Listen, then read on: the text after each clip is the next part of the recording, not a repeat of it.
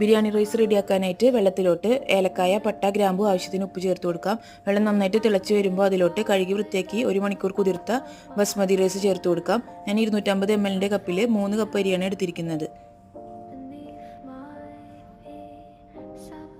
ഇപ്പം നമ്മളുടെ അരിയൊക്കെ വെന്ത് വന്നിട്ടുണ്ട്. ഇനി നമുക്കിതൊന്ന് സ്ട്രെയിൻ ചെയ്തെടുക്കാം. ഇനി നമുക്ക് ബിരിയാണി ദം ചെയ്തെടുക്കാനായിട്ട് തുടങ്ങാം. അതിനായിട്ട് ചിക്കന് നമ്മൾ ഒരു പോട്ടിലോട്ട് മാറ്റി കൊടുത്തിട്ടുണ്ട്.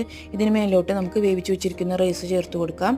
റൈസ് ഞാൻ ഒറ്റ ലെയറായിട്ടാണ് ദം ചെയ്തെടുക്കുന്നത്, കുറച്ച് അരിയുള്ളത് കൊണ്ട് തന്നെ.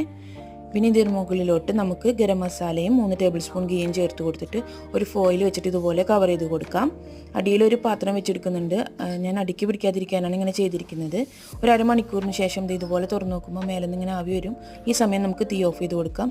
നമ്മുടെ ബിരിയാണി ഇവിടെ റെഡി ആയിട്ടുണ്ട്. ചൂടോടുകൂടി ഇത് സെർവ് ചെയ്യാം.